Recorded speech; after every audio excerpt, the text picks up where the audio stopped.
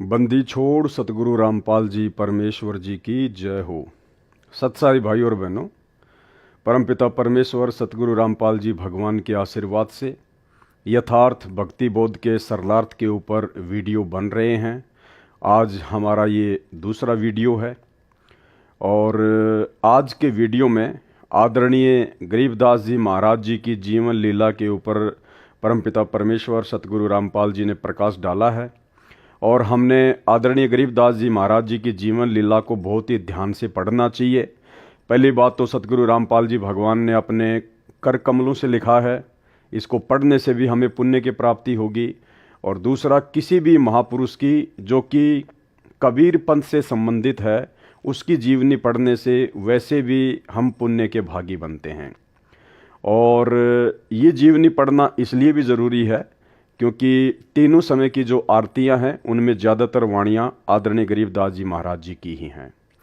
तो वीडियो शुरू करने से पहले परम पूज्य सतगुरु रामपाल जी परमेश्वर जी से आशीर्वाद प्राप्त करते हैं, उनका जयकारा लगाते हैं। बंदी छोड़ सतगुरु रामपाल जी परमेश्वर जी की जय हो।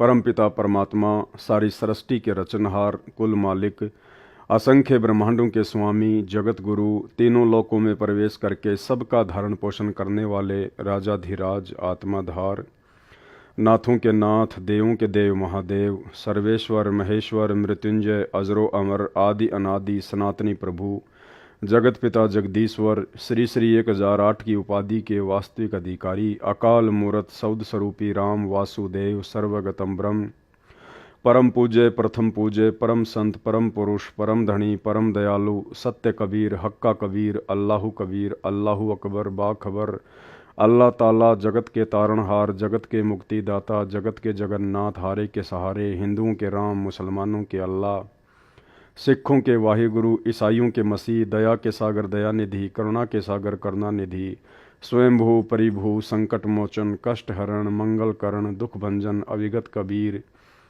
निर्विकार निर्विषम परमात्मा, अलय अलेख सतगुरु, आदि अनादि सतगुरु, असली मर्यादा पुरुषोत्तम, असली राम, असली कृष्ण, असली घनश्याम, असली मुरारी, राजाओं के राजा, महाराजाओं के महाराजा, शहंशाहों के शहंशाह, सम्राटों के सम्राट, भगवानों के भगवान, अल्लाहों के अल्लाह, प्रभुओं के प्रभु, मसीहाओं के मसीह, सच्चे वाहिगुरु, बाबाओं के बाबा, पीरों के पीर, सेठों के सेठ, जगत सेठ, सावड़सा सेठ, सर्वगुण संपन्न, अनंत कोटि कलाओं के स्वामी, अनंत कोटि ब्रह्मांडों के नायक, योगियों में महायोगी, ध्यानियों में महाध्यानी, सिद्धों में परम सिद्ध, ज्ञानियों में तत्वज्ञानी, ब्रह्म ज्ञानी, महाज्ञानी, परम ज्ञानी, सर्वश्रेष्ठ ज्ञानी, युवा कबीर, समर्थ कबीर, असमवात, अमित ओझा, सच्चे रहनुमा, करीम अल्लाह, सुभान अल्लाह, दुनिया के अंतिम पैगंबर, 8 सितंबर 1951 से गांव धनाना, जिला सोनीपत, हरियाणा, भारतवर्ष की पावन भूमि पे प्रकट रियल कल की भगवान श्री नारायण साकार हरि, रियल बाबा साहेब,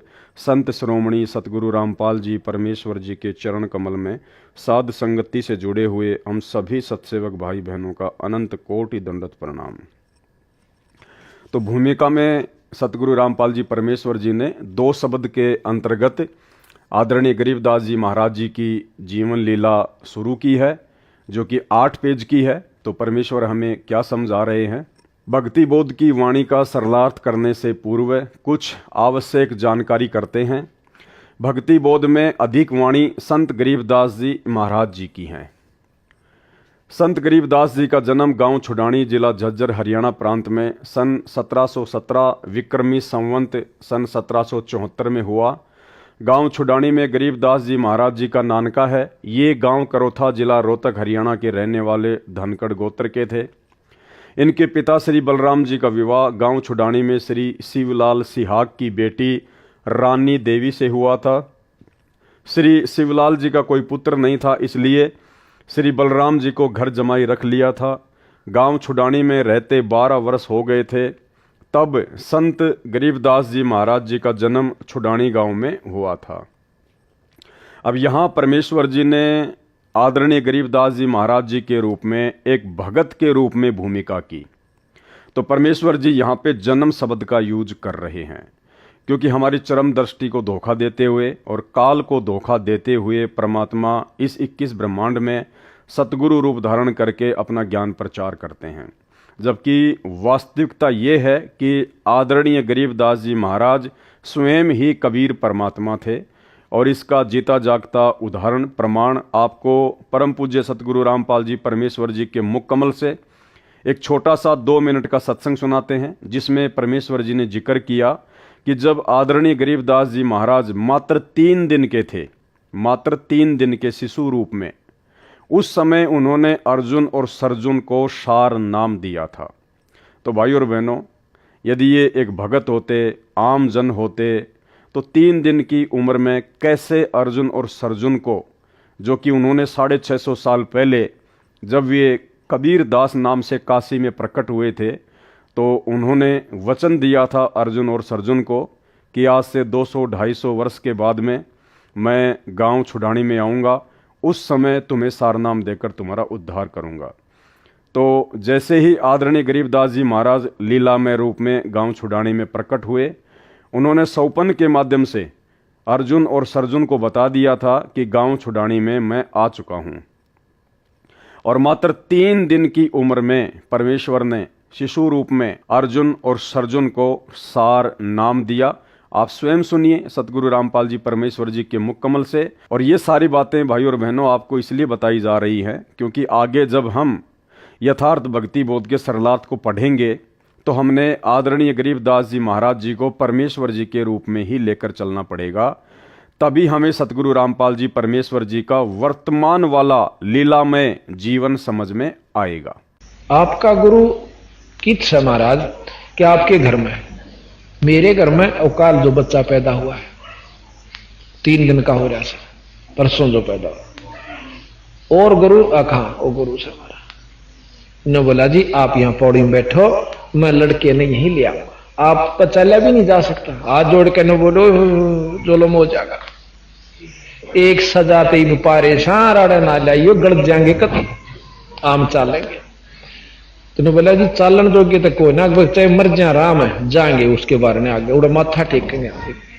एक 2 नो पकड़े, 2 ने वो पकड़ा, उन लत ले गए बेचारे, नो किता किता पाटक दे, नो टूटे टूटे से गोडे, जाके उस जहां माता रानी नाम था महाराज जी की माता जी का, जहां माता रानी और बच्चा महाराज बंदी छोड़ लेटे हुए थे, उस कमरे में जाके और छोड़ दिए। इन्होंने बोले तुम बाहर आ जाओ, और बाकी बाहर नो कान ला के सुने के बात हो रही। महाराज रानी सुआदी नींद पे, और वो नो देखे नो खिड़कियां में देखे के बतलाव से बंदी छोड़ 3 सज्जन के बच्चे नो बोले अर्जुन सर्जुन, और वो लंबे पड़े मुंदे रोवे ने बोला जचगी था रहे गुरु के प्रति विक्षेप नहीं आकर, अगर जी बस भोग लिया हमने जितना भोगना था, बंदी छोड़ पापी जीव से बख्श दो।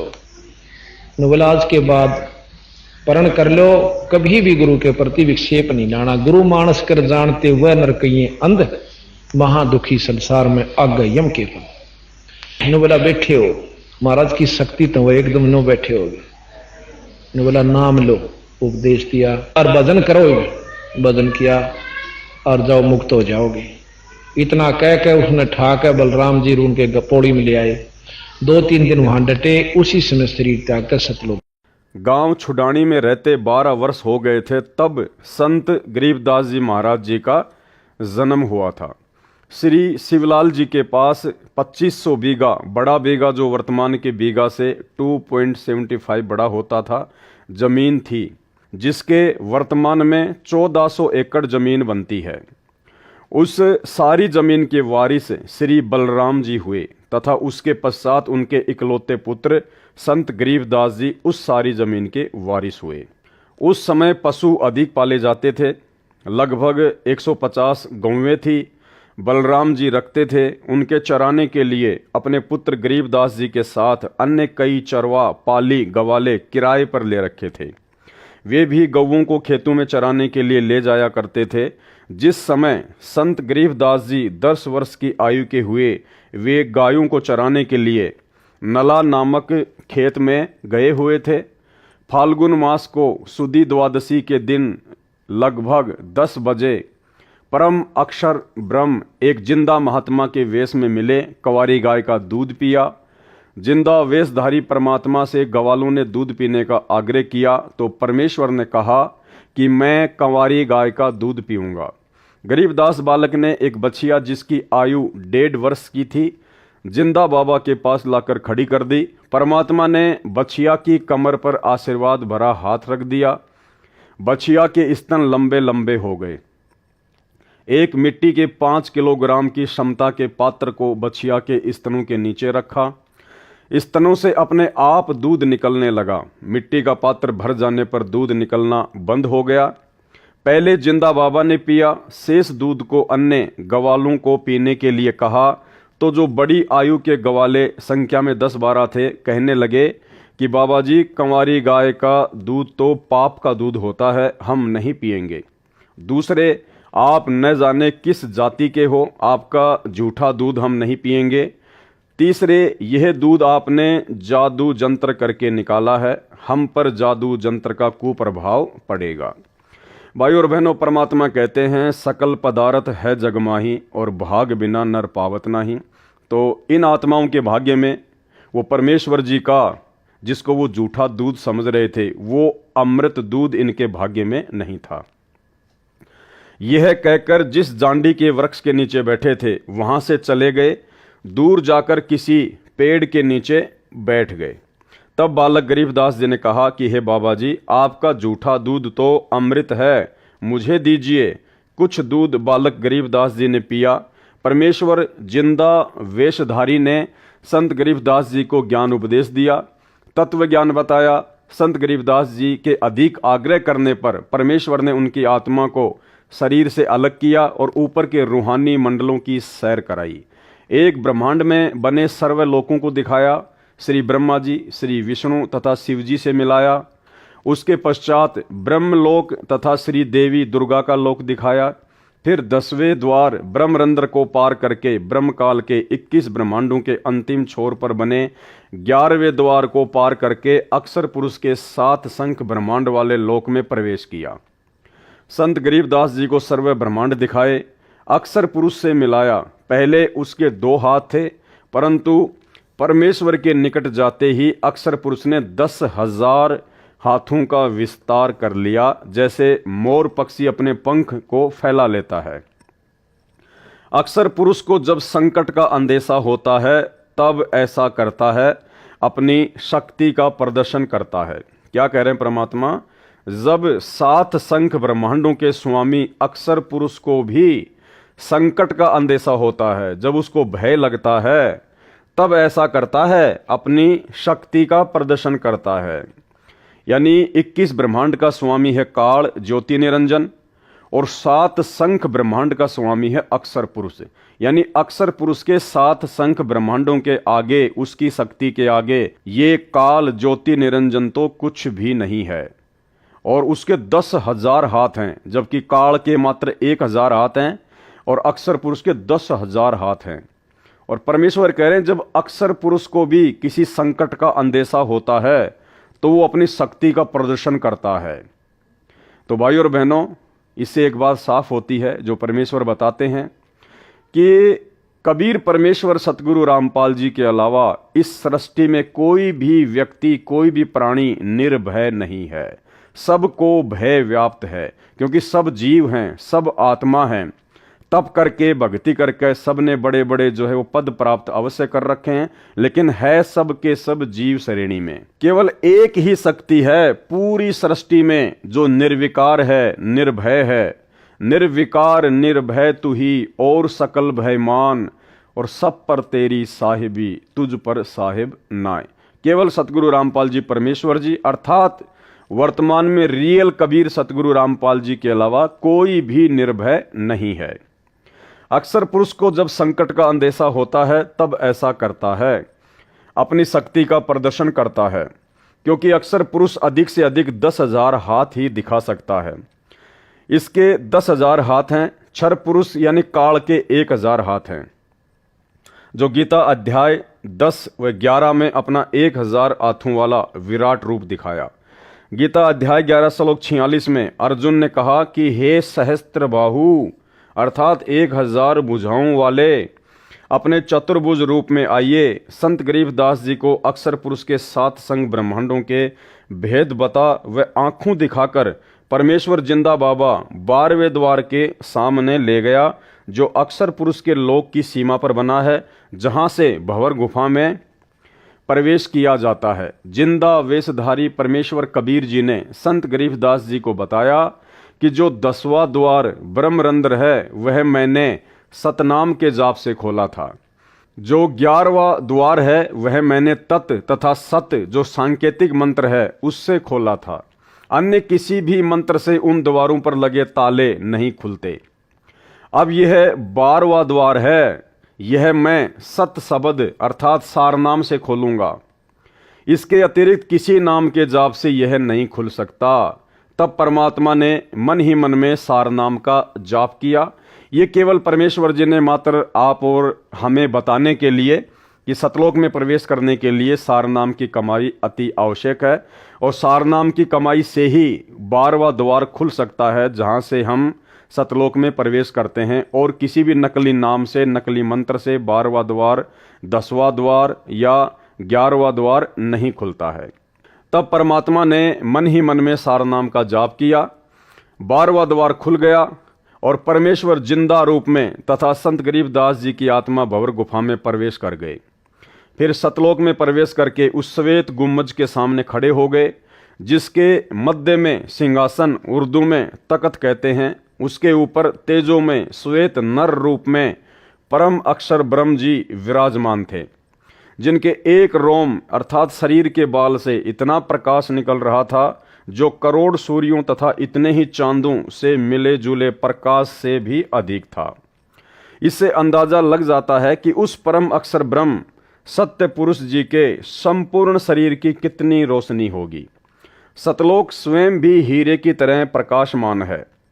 उस प्रकाश को जो परमेश्वर जी के पवित्र शरीर से तथा उसके अमर लोक से निकल रहा है, केवल आत्मा की आंखों से अर्थात दिव्य दृष्टि से ही देखा जा सकता है, चरम दृष्टि से नहीं देखा जा सकता। फिर जिंदा बाबा अपने साथ बालक गरीबदास जी को लेकर उस सिंहासन के निकट गए तथा वहां रखे चवर को उठाकर तख्त पर बैठे परमात्मा के ऊपर डुराने चलाने लगे। बालक गरीबदास जी ने विचार किया कि यह है परमात्मा और यह बाबा तो परमात्मा का नौकर है, सेवक है, जो मुझे अपने साथ नीचे से ऊपर लेके आया है। उसी समय तेजो में शरीर वाला प्रभु सिंहासन त्याग कर खड़ा हो गया, जिसको गरीबदास जी परमात्मा समझ रहे थे, जो सिंहासन पर बैठा हुआ था तेजोमय रूप में, वो सिंहासन से खड़ा हो गया और जिंदा बाबा के हाथ से चवर ले लिया और जिंदा बाबा को सिंहासन पर बैठने का संकेत किया। जिंदा वेशधारी प्रभु असंख्य ब्रह्मांडों के मालिक के रूप में सिंहासन पर बैठ गए। पहले वाला प्रभु जिंदा बाबा पर चवर करने लगा। संत गरीबदास जी विचार कर ही रहे थे कि इनमें परमेश्वर कौन है। इतने में तेजों में शरीर वाला प्रभु जिंदा बाबा वाले शरीर में समा गए, दोनों मिलकर एक हो गए। भाई और बहनों, ये जो भ्रमणा है गुरु और परमात्मा को अलग अलग मानने की, ये आदरणीय गरीबदास जी महाराज जी की इस जीवनी से आप और हमारे दिलो दिमाग से हट जानी चाहिए, मिट जानी चाहिए। परमेश्वर का काम परमेश्वर ही कर सकते हैं। परमात्मा का काम सतलोक से आके कोई आम प्राणी, कोई आम जीव नहीं कर सकता। परमात्मा कहते हैं जिसका काम उसी को साजे और करे तो मूर्ख बाजे। आज से पहले परमेश्वर ने हमें जितने भी उदाहरण दिए हैं, चाहे वो आदरणीय धर्मदास जी का जीवन हो, गरीबदास जी का हो, मलुकदास जी का हो, दादू जी का हो, नानक जी का हो, सबकी जीवन लीला में एक घटना बिल्कुल कॉमन रही है। क्या?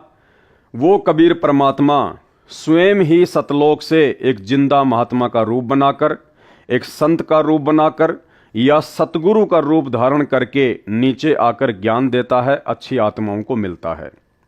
आदरणीय धर्मदास जी को भी परमात्मा ने यही कहा कि भाई मैं तो परमात्मा का भेजा हुआ नौकर हूं, मैं तो परमात्मा का भेजा हुआ दास हूं, आप लोगों को समझाने के लिए आया हूं। ये नहीं कहा कि मैं खुद ही कबीर परमात्मा हूं, मैं खुद ही सत्य पुरुष हूं। यही लीला आदरणीय गरीबदास जी महाराज जी के साथ हुई। जिंदा महात्मा के रूप में आदरणीय गरीबदास जी महाराज जी को मिले। यही लीला उन्होंने दादू जी के साथ में की और नानक जी को भी बेई नदी पर जिंदा महात्मा के रूप में ही मिले और परमेश्वर का दास बताया, परमेश्वर का प्रतिनिधि बताया, नौकर बताया। और भाई बहनों, उसके बाद में जब वे महापुरुष उस जिंदा महात्मा के साथ में, जिसको वो मात्र एक बाबा समझ रहे थे, संत समझ रहे थे, परमात्मा का भेजा हुआ कोई दूत समझ रहे थे, जब वे सभी आत्माएं सतलोक देखने के लिए उनके साथ में जाती हैं, तो सबके साथ में यही लीला होती है, यही घटना घटित होती है। वहां जाते ही उन सब आत्माओं की चौंध टूट जाती है, उनका भ्रम निवारण हो जाता है। जब वे नीचे से ऊपर जाते हैं जिंदा बाबा के साथ में, और जब वे सतलोक में प्रवेश करते हैं, सिंहासन के पास जाते हैं, तो पहले से ही उनको परमेश्वर अपने किसी अन्य रूप में सिंहासन पर तेजोमय रूप में, नूरी रूप में बैठे हुए मिलते हैं। और जब वो आत्मा उनको देखती है, उनके नूर को, क्योंकि सतलोक में जाते ही ऑटोमेटिक हमारे को परमेश्वर जी के आशीर्वाद से दिव्य दृष्टि प्राप्त हो जाती है। हम इस चरम दृष्टि से उस परमेश्वर को नहीं देख सकते, इसलिए सतलोक में जाते ही परमात्मा हमें दिव्य दृष्टि दे देते हैं। तो गरीबदास जी ने देखा कि भगवान तो ये है, परमात्मा तो ये है जो सिंहासन पर बैठा हुआ है, और इनके शरीर में इतना तेज, 1 करोड़ सूरज और 1 करोड़ चांदों की रोशनी यदि इनके एक बाल से तुलना की जाए, तो परमेश्वर के बाल की चमक, नूर, आभा उन 1 करोड़ सूर्य और 1 करोड़ चंद्रमाओं के प्रकाश से भी ज्यादा है, और शीतल, मन को आनंद देने वाली। तो उन सभी भक्तों ने ये सोचा, सभी आत्माओं ने यही सोचा कि परमात्मा तो ये है, और ये जो जिंदा बाबा है ना, जो मेरे साथ आया है, जो मुझे अपने साथ में लेकर आया है, ये तो इसका कोई नौकर है यहाँ का। और फिर वो देखते हैं कि नीचे से जो जिंदा बाबा मुझे लेकर आया है, वो एक चवर उठाता है और पहले से सिंहासन पर बैठे हुए नूरी शरीर वाले परमात्मा के ऊपर चवर करने लगता है। तो उन आत्माओं को दृढ़ विश्वास हो जाता है कि भाई वास्तव में परमात्मा तो यही है जो सिंहासन पर बैठा हुआ है, और जो नीचे से मुझे लेके आया है ये तो इनका नौकर है, इनका सेवक है जिंदा बाबा तो। लेकिन कुछ ही समय बाद में वो क्या देखते हैं कि सिंहासन पर जो बैठा हुआ था नूरी शरीर वाला परमात्मा, वो खड़ा होता है और जिंदा बाबा के हाथ से चवर ले लेता है और जिंदा बाबा से प्रार्थना करता है, हाथ जोड़कर उनको संकेत करता है कि आप सिंहासन पर बैठिए। और वो जिंदा बाबा सिंहासन पर बैठ जाता है, असंख्य ब्रह्मांडों के स्वामी के तख्त पर, सिंहासन पर, गद्दी पर। और वो तेजों में नूरी शरीर वाला परमात्मा जिंदा बाबा के ऊपर चवर करने लगता है। उसके बाद वो आत्मा भ्रम में पड़ जाती है जो नीचे से जाती है कि भाई परमात्मा पहले वाला था या परमात्मा ये है। जब वो आत्मा ये सोच ही रही होती है, उसी समय वो तेजों में शरीर जो जिंदा बाबा पे चवर कर रहा होता है, वो जिंदा बाबा के अंदर समा जाता है और अकेले वो जिंदा बाबा ही असंख्य ब्रह्मांडों के स्वामी के सिंहासन पर विराजमान रहते हैं। उसके बाद उस आत्मा का भ्रम निवारण हो जाता है कि नीचे जो जिंदा बाबा मुझे मिले थे, जो मुझे नीचे से ऊपर लेके आए हैं, ये तो स्वयं ही परमात्मा है, असंख्य ब्रह्मांडों के स्वामी है। ये कोई दो रूप नहीं है, ये किसी का नौकर नहीं है। भाई बहनों, यही घटना आदरणीय धर्मदास जी के साथ में घटी, यही घटना आदरणीय गरीबदास जी के साथ में घटी, यही घटना आदरणीय दादू जी के साथ में घटी, यही घटना आदरणीय मलुकदास जी और गीसा संत जी के साथ में घटी, और यही घटना आदरणीय नानक जी के साथ में घटी। और भाइयों और बहनों, इस घटना के माध्यम से परमात्मा आप और हमें समझाना चाहते हैं, क्योंकि ये सारी की सारी लीला, ये गरीबदास जी को निमित्त बनाना, गरीबदास जी के माध्यम से ये सदग्रंथ साहिब लिखवाना, ये प्रमाण देना, ये सारी की सारी बातें भाइयों और बहनों केवल आप और हम बिचली पीढ़ी वाले मंद बुद्धि भक्तों को ये यकीन दिलाने के लिए परमात्मा ने घटित की, ताकि अब हम इन सभी प्रमाणों को देखकर, इन लीलाओं को देखकर, इन घटनाओं को देखकर हम सहज में और आसानी से बिना किसी अपने गुरुदेव भगवान को परेशानी दिए समझ जाएं कि हमारे गुरुदेव भगवान स्वयं कबीर परमात्मा हैं। ये स्वयं असंख्य ब्रह्मांडों के स्वामी हैं, कबीर देव हैं, जो अनेक रूप धारण करके अनेक ब्रह्मांडों में अपनी लीला करते रहते हैं, जो तीनों लोकों में प्रवेश करके सबका धारण पोषण करते रहते हैं। यही परमात्मा यहाँ पर आज हमारे सतगुरुदेव जी के रूप में आए हुए हैं और यही परमात्मा अपने एक तेजोमय रूप में, नूरी रूप में, सतलोक में बैठकर असंख्य ब्रह्मांडों का संचालन कर रहे हैं। हमारी ये चौंध तोड़ने के लिए परमात्मा इस प्रकार की लीलाएं करते हैं, ताकि हमें, जब हम इस बिचली पीढ़ी में मोक्ष के प्राइम टाइम में पहुंच जाएं, तो उस समय हम आसानी से अपने गुरुदेव भगवान को, जो कि संत रूप में आए हुए हैं, सतगुरु रूप में आए हुए हैं, साहिब से सतगुरु भय, सतगुरु से भय संत, और धर धर वेख विशाल अंग, ये खेल आदि और अंत। हम केवल इन्हीं को अपना परमात्मा मान लें और अन्य में परमात्मा देखना बंद कर दें। इस कागज की फोटो को, जो कि कबीर जी की मानी जाती है, इस काल्पनिक कागज की फोटो को हम परमात्मा मानकर पूजना बंद कर दें और पूरा प्रेम, पूरी लगन, पूरा समर्पण, पूरा भाव, पूरी श्रद्धा केवल अपने गुरुदेव भगवान के प्रति ही समर्पित कर दें और इसी जन्म में अपना आत्म कल्याण करवा लें। केवल इसलिए परमेश्वर ने ये इतने सारे हमारे को उदाहरण दिए हैं। जिंदा बाबा के शरीर का तेज उतना ही हो गया जितना तेजों में पूर्व में सिंहासन पर बैठे सत्य पुरुष जी का था। कुछ ही क्षणों में परमेश्वर बोले, हे गरीबदास, मैं असंख्य ब्रह्मांडों का स्वामी हूँ। मैंने ही सर्व ब्रह्मांडों की रचना की है। सर्व आत्माओं को वचन से मैंने ही रचा है। 5 तत्व तथा सर्व पदार्थ भी मैंने ही रचे हैं। क्षर पुरुष अर्थात ब्रह्म तथा अक्षर पुरुष व उनके लोकों को मैंने ही उत्पन्न किया है। इनको इनके तप के बदले में सर्व ब्रह्मांडों का राज्य मैंने ही प्रदान किया है। मैं 120 वर्ष तक पृथ्वी पर कबीर नाम से जुलाहे की भूमिका करके आया हूँ। भारत देश के काशी नगर बनारस में नीरू नीमा नाम के पति पत्नी थे। वे मुसलमान जुलाहा थे। वे निसंतान थे। ज्येष्ठ सुधी पूर्णमासी की सुबह ब्रह्म मुहूर्त में लहर तारा नामक सरोवर में काशी के बाहर जंगल में मैं नवजात शिशु का रूप धारण करके कमल के फूल पर लेटा था। मैं अपने इसी स्थान से गति करके गया था। नीरू जुलाहा तथा उसकी पत्नी प्रतिदिन उसी तालाब पर स्नानार्थ जाया करते थे, नहाने के लिए जाया करते थे। उस दिन मुझे बालक रूप में प्राप्त करके अत्यंत खुश हुए, मुझे अपने घर ले गए। मैंने 25 दिन तक कुछ भी आहार नहीं किया था। तब शिवजी एक साधु के वेश में उनके घर गए। वह सब मेरी प्रेरणा से ही थी। शिव से मैंने कहा था कि मैं कंवारी गाय का दूध पीता हूँ। तब नीरू एक बछिया लाया। शिव को मैंने शक्ति प्रदान की। उन्होंने बछिया की कमर पर अपना आशीर्वाद भरा हाथ रखा। कंवारी गाय ने दूध दिया, तब मैंने दूध पिया था।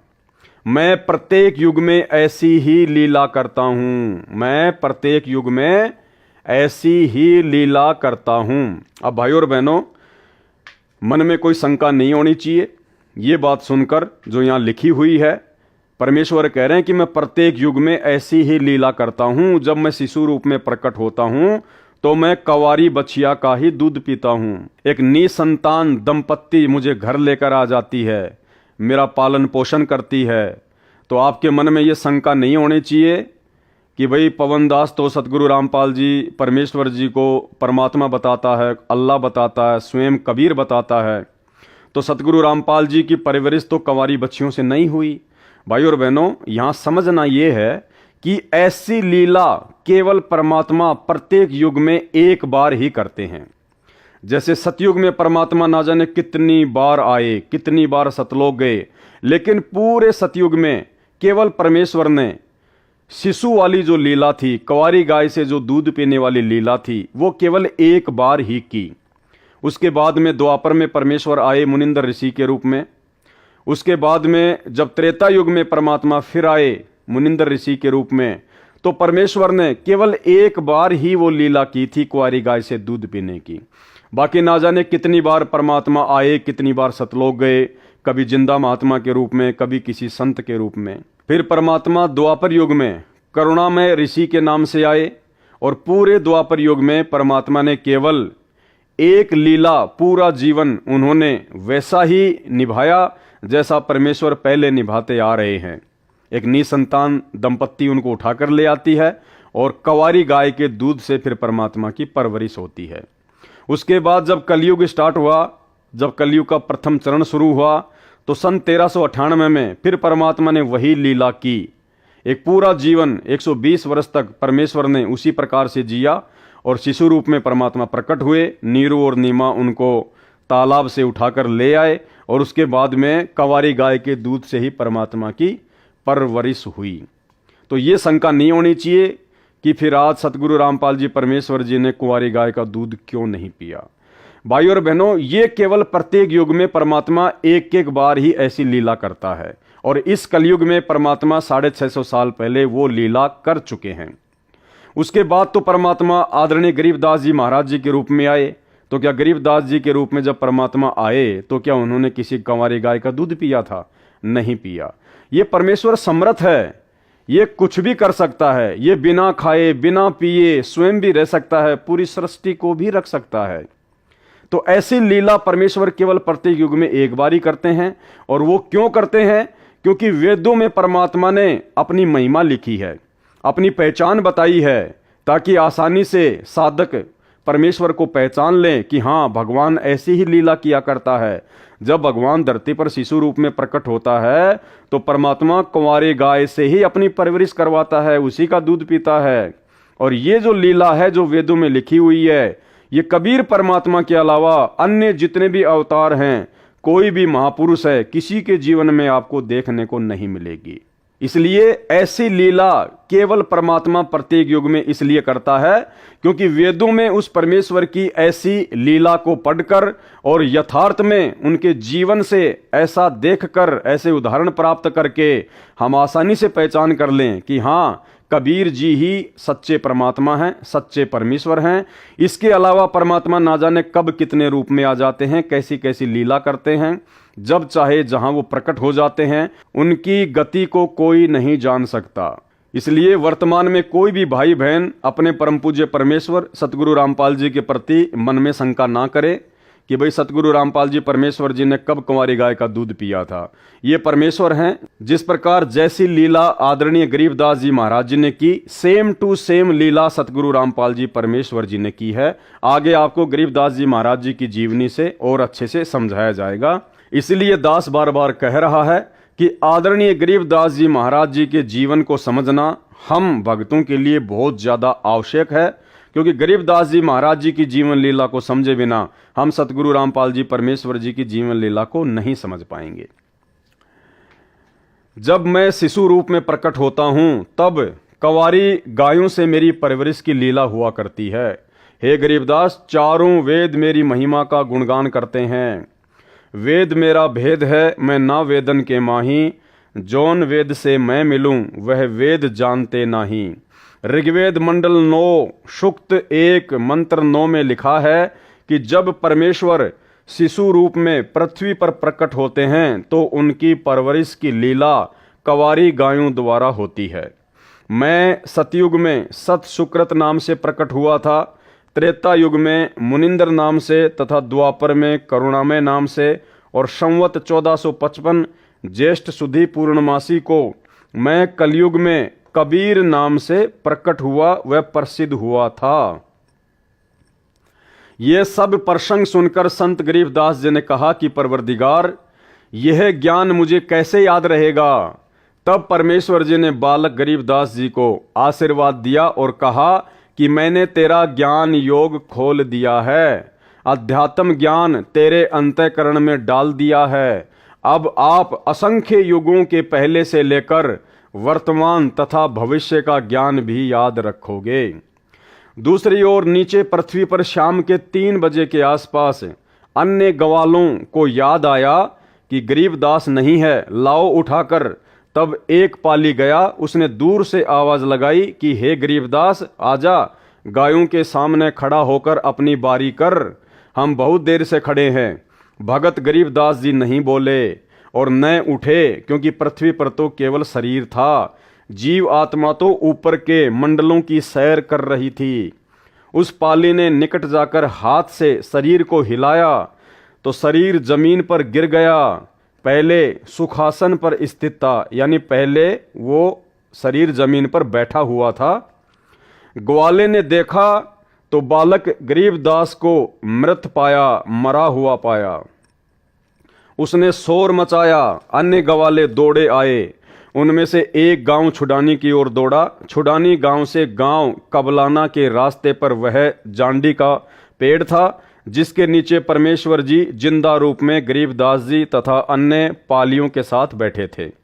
गांव कबलाना की सीमा के साथ वह खेत सटा हुआ था जो छुडानी गांव का है, जो गरीबदास जी का अपना ही खेत था। वह स्थान गांव छुडानी से 1.5 किलोमीटर दूर है।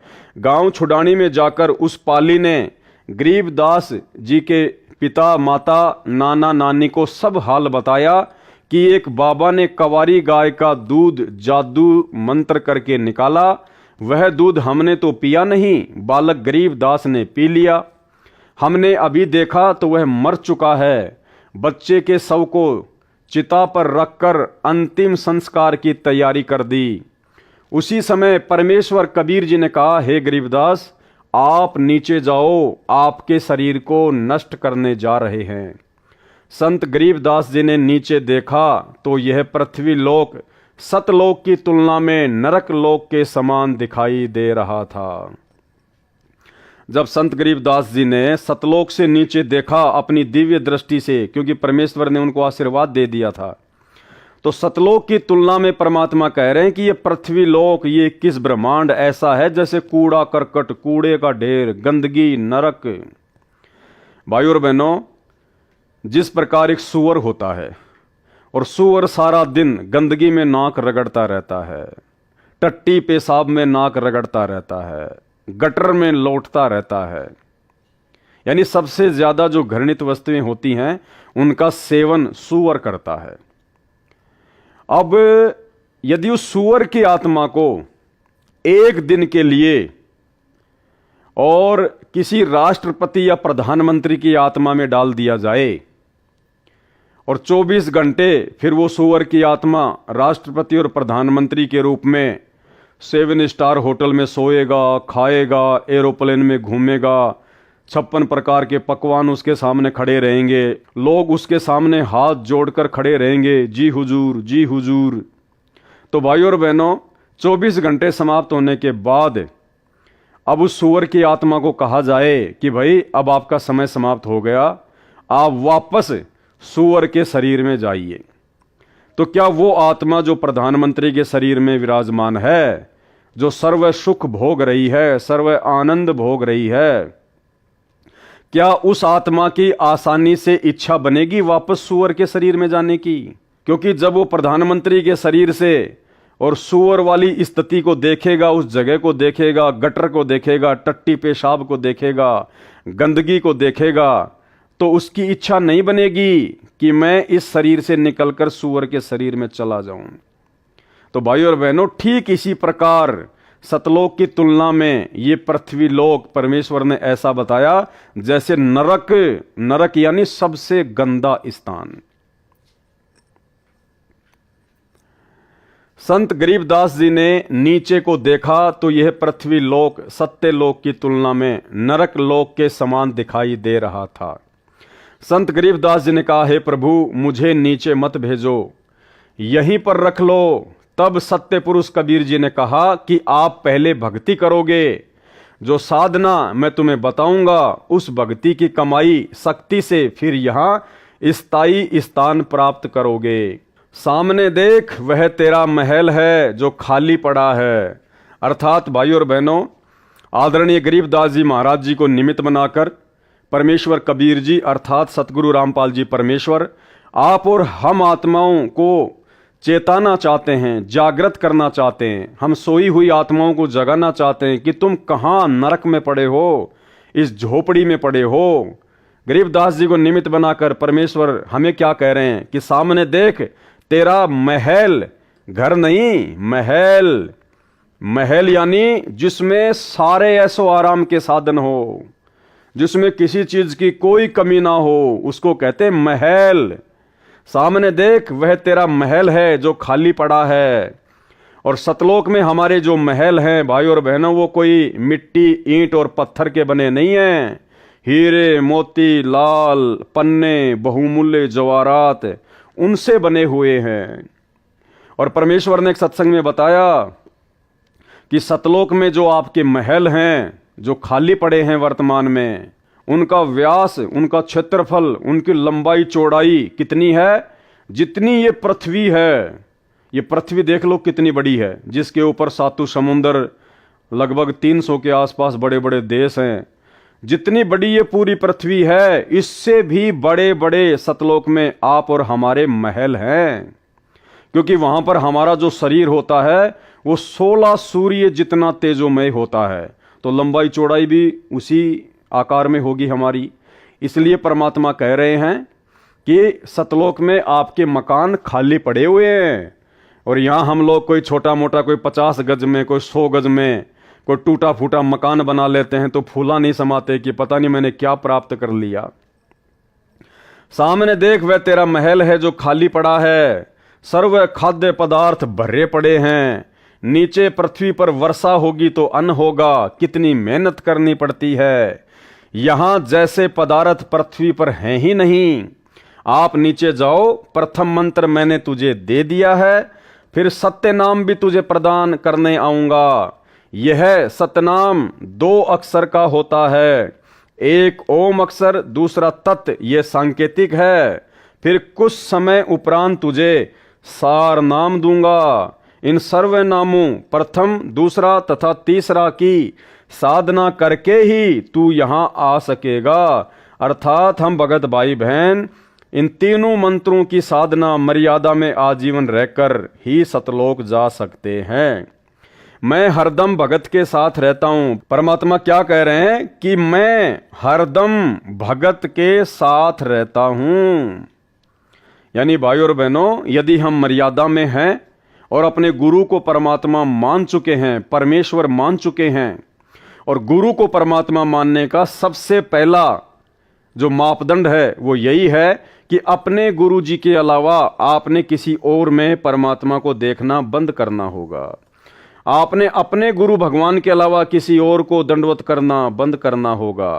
अपने गुरुदेव भगवान के प्रकट दिवस के अलावा आपने किसी और का कबीर प्रकट दिवस मनाना बंद करना होगा। ये पहला मापदंड है अपने गुरु को परमात्मा मानने का। और जब हम अपने गुरु को परमात्मा मान लेंगे, उसके बाद क्या कह रहे हैं परमात्मा? मैं हरदम भगत के साथ रहता हूं, तू चिंता मत करना, अब आप शीघ्र जाइए। इतना कहकर परम अक्षर पुरुष जी ने संत गरीबदास जी के जीव को शरीर में प्रवेश कर दिया। कुल परिवार के लोग चिता में अग्नि लगाने ही वाले थे। उसी समय बच्चे के शरीर में हलचल हुई। शव को रस्से से बांधकर ले जाते हैं, वह रस्सा भी अपने आप टूट गया। संत गरीबदास जी उठकर बैठ गए, चिता से नीचे उतरकर खड़े हो गए। उपस्थित गांव के व परिवार के व्यक्तियों की खुशी का ठिकाना नहीं रहा। बालक गरीबदास ऊपर को आंखें करके परमात्मा को देख रहा था, तथा जो अमृत ज्ञान परमेश्वर जी ने उनके अंतःकरण में डाला था, वह अमृतवाणी दोहों व चौपाइयों तथा शब्दों के रूप में बोलने लगा। गांव वालों को उस अमृतवाणी का ज्ञान नहीं था, इसलिए उन्होंने सोचा कि बच्चे को बाबा ने फटकार मार दी, जिस कारण से बड़बड़ा रहा है, कुछ का कुछ बोल रहा है। परंतु परमात्मा का सौ शुक्र मना रहे थे कि लड़की का लड़का जीवित हो गया। पागल है तो भी लड़की रानी देवी अपना दिल रोक कर खुश रहेगी। यह समझकर महापुरुष गरीबदास जी को पागल गांव की भाषा में बावलिया कहने लगे।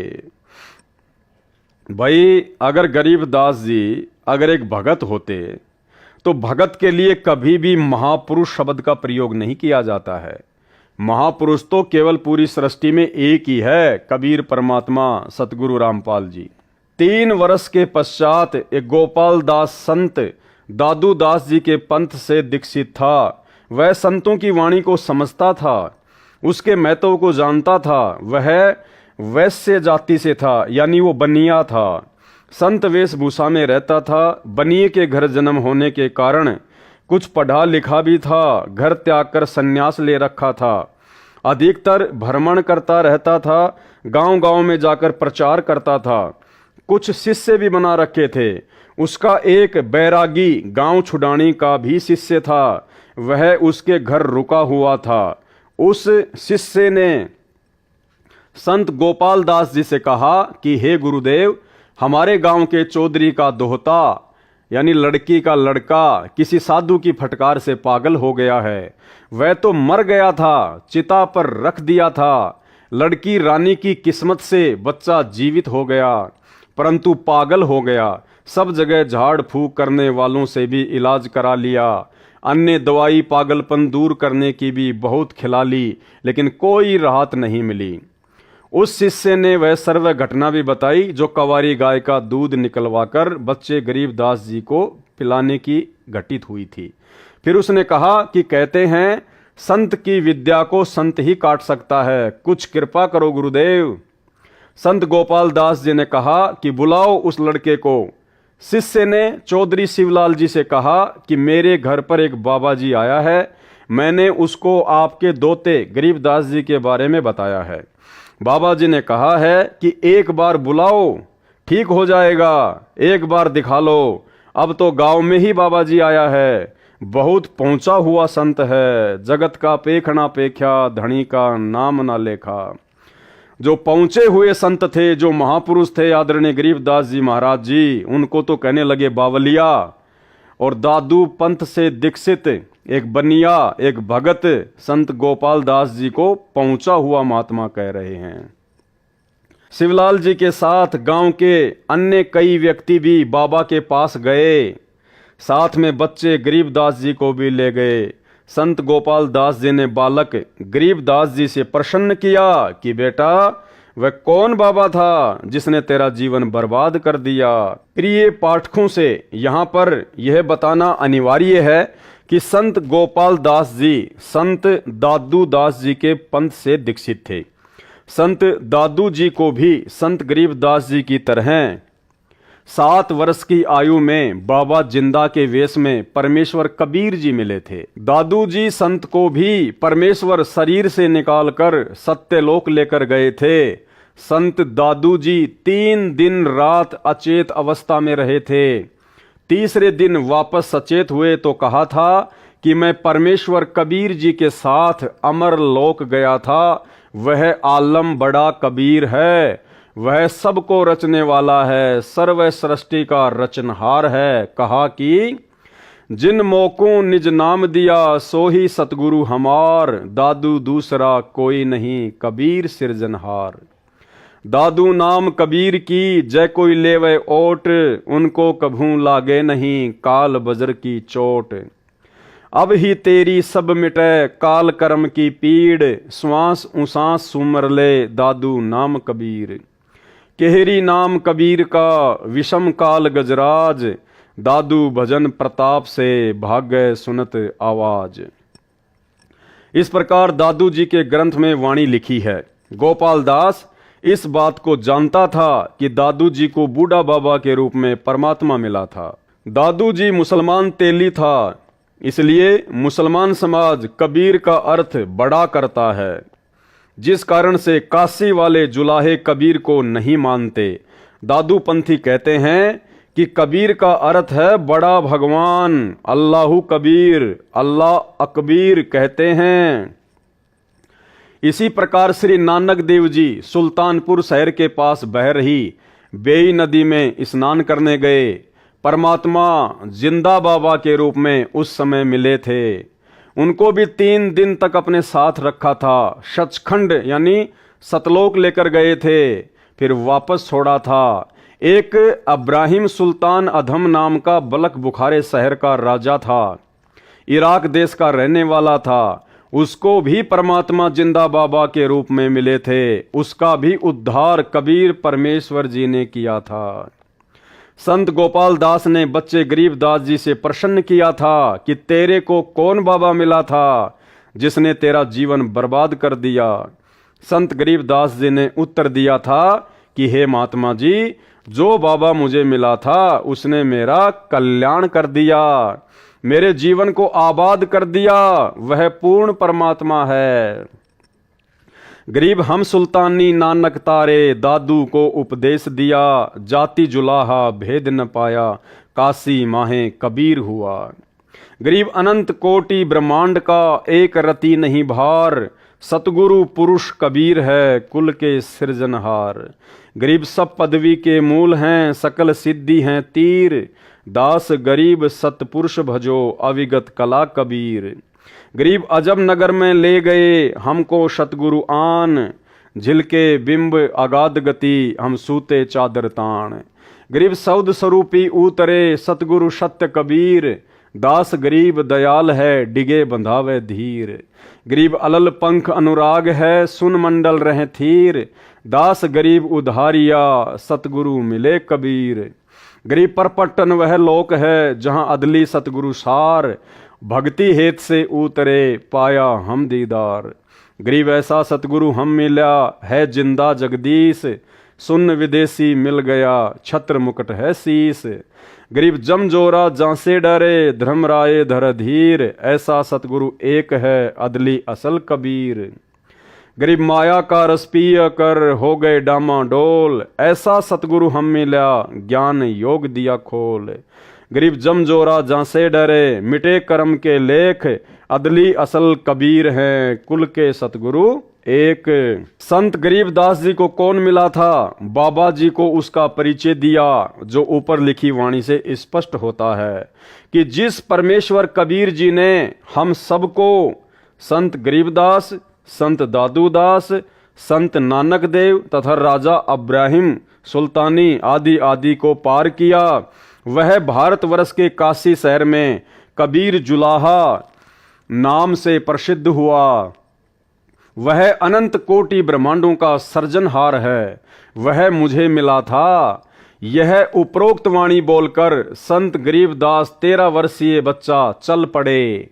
संत गोपाल दास जी समझ गए कि वह कोई सामान्य बच्चा नहीं है, यह तो परमात्मा से मिला है, ऐसी अमृतवाणी बोल रहा है, इस वाणी को लिखना चाहिए। यह विचार करके बालक गरीबदास के पीछे पीछे चल पड़ा और कहने लगा, हे गांव वालों, ये बालक पागल नहीं है, तुम पागल हो। ये क्या बोल रहा है, तुम समझ नहीं सके। मुझे पता चला है यह बच्चा तो अवतार है प्रभु का, इसको तो जिंदा बाबा के रूप में स्वयं भगवान मिले थे।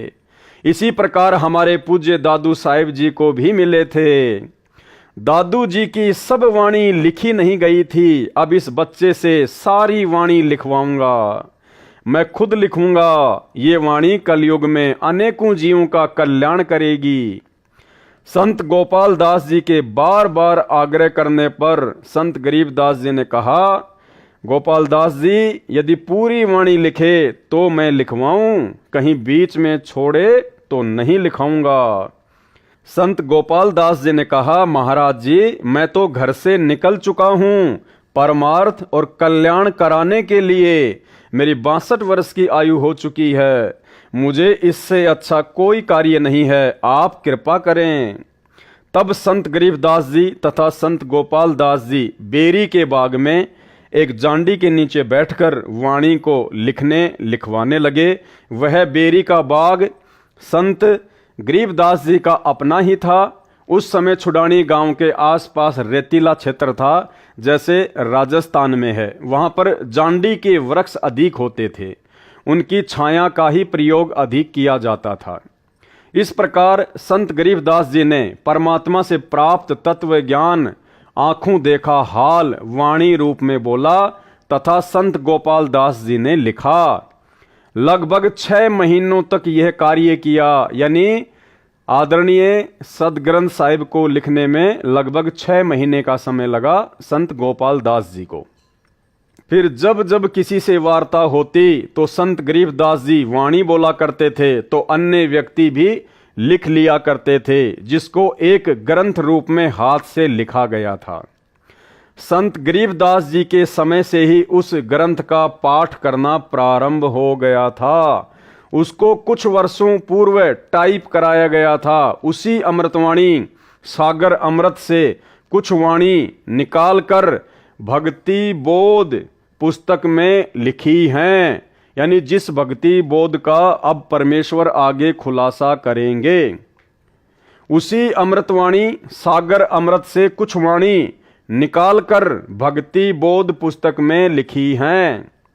इसके अतिरिक्त परमेश्वर कबीर जी ने जो सूक्ष्म वेद अपने मुख कमल से बोला था, कबीर सागर, उस अमृत सागर कबीर सागर से निकालकर इसी भक्ति बोध पुस्तक में लिखी हैं। उस अमृतवाणी का अब सरलार्थ प्रारंभ किया जाता है। यानी भाइयों और बहनों, अभी तक आपने ये जो 2 वीडियो देखे हैं, इन 2 वीडियो में परमेश्वर जी ने भक्ति बोध पुस्तक का सरलार्थ करने से पहले केवल एक भूमिका बनाई है।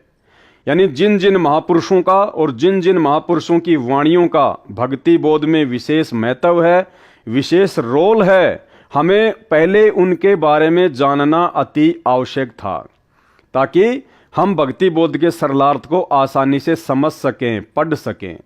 तो अभी तक तो परमेश्वर ने केवल एक भूमिका सी तैयार की है, जिसके ये 2 वीडियो बने हैं। तो कल रात्रि 9 बजे सभी भाई बहन लाइव जुड़िए। तब तक के लिए हम सभी भाई बहन परमपिता परमेश्वर सतगुरु रामपाल जी भगवान से इजाजत लेते हैं। बंदी छोड़ सतगुरु रामपाल जी परमेश्वर जी की जय हो।